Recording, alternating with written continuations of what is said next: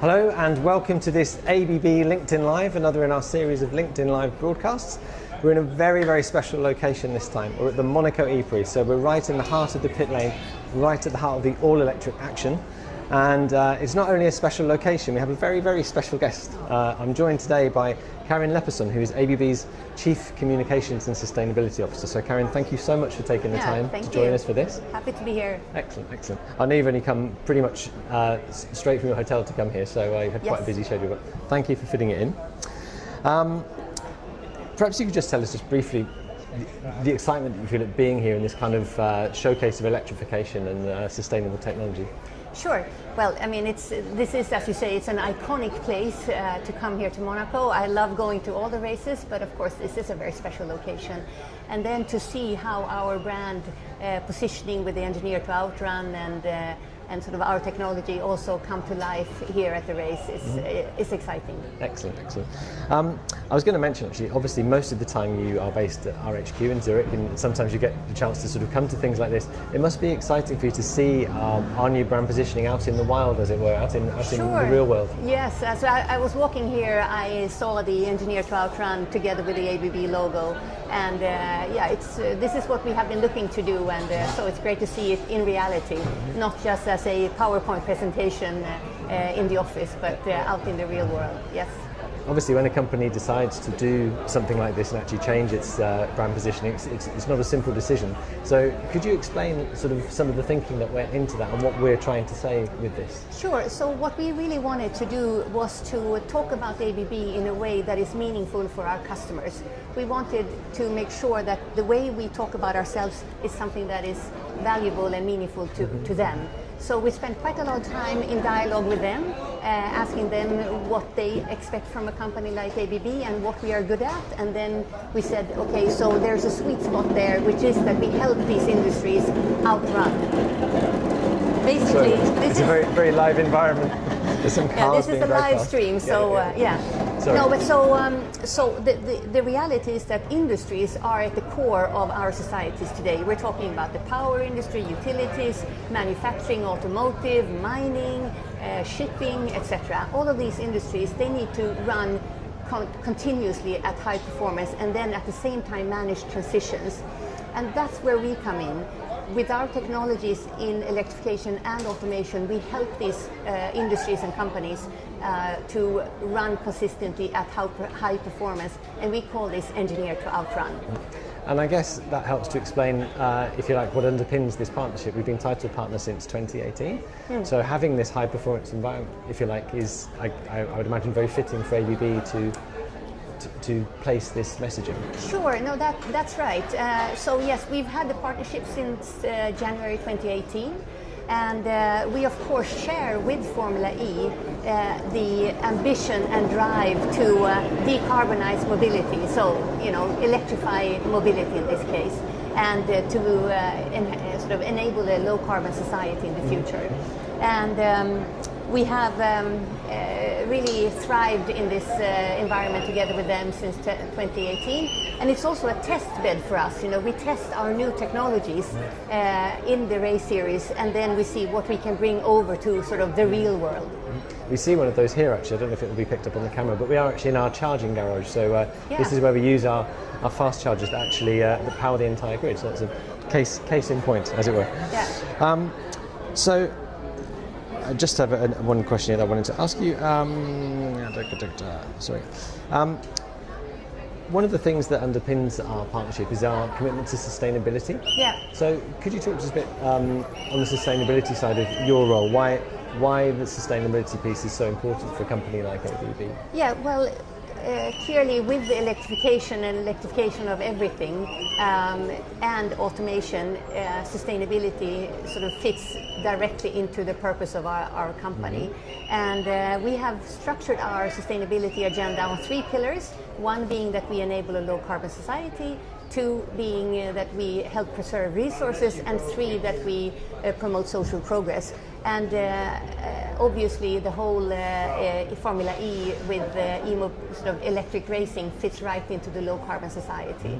Yeah, it's a very nice fit between the two. And as you said, yes, we have our technology here when it comes to the fast charging. We are the official sponsors or the official charging partner to Formula E.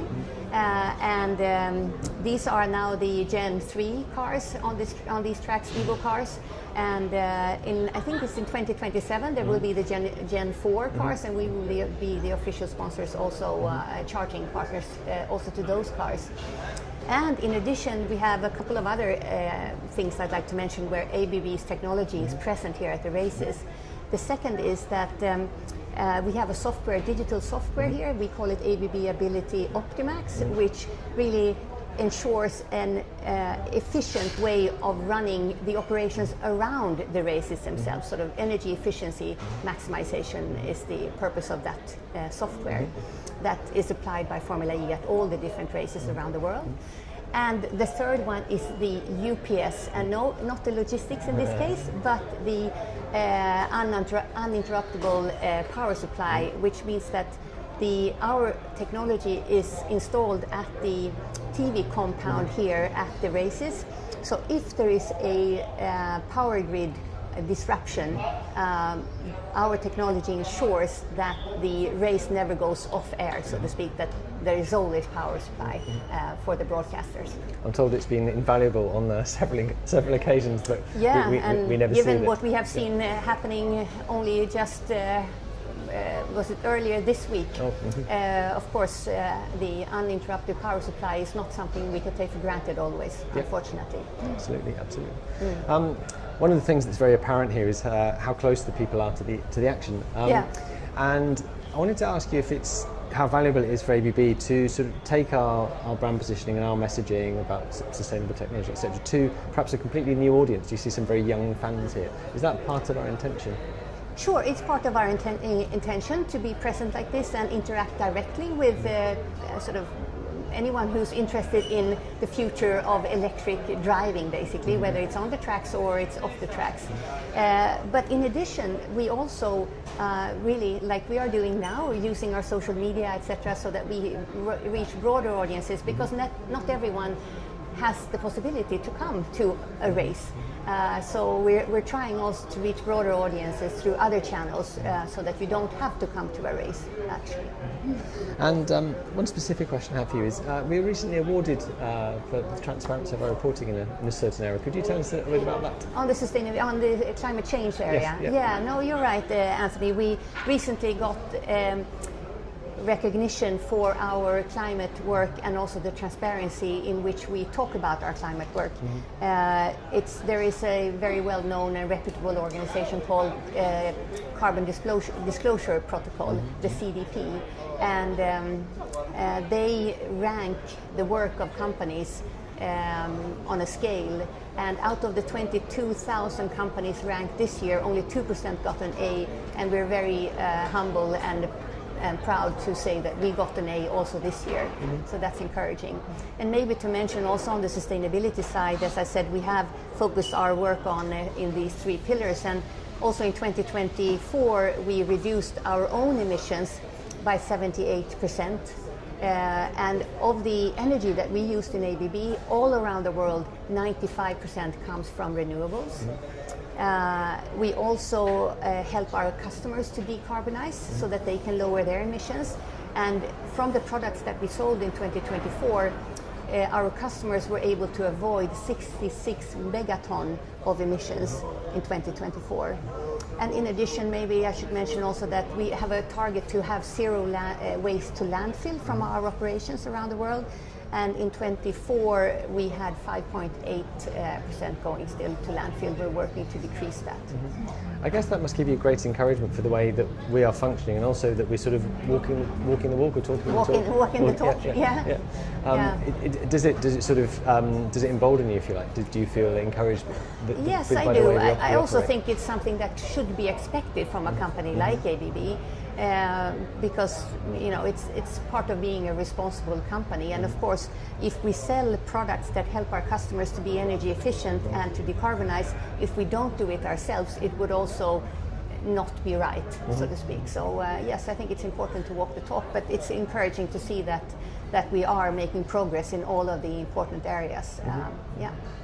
And just perhaps to conclude, one last point. We're coming up to 100 years of racing at Monaco, and yet it's quite interesting to think that this very historic circuit is actually capturing something very futuristic at the same time. Does that give you some satisfaction to be involved in something that's sort of rooted in the past but looking to the future at the same time? And we're right at the heart of it, is that Yeah, it's amazing how we can have such an extraordinary sort of high-level kind of event right in the city center of this iconic old historic place, yet having all the modern technology combined. It's a very fascinating combination, I think.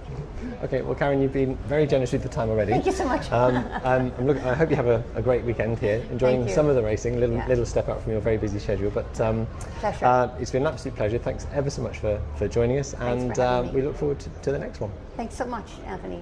Thank you. Ciao.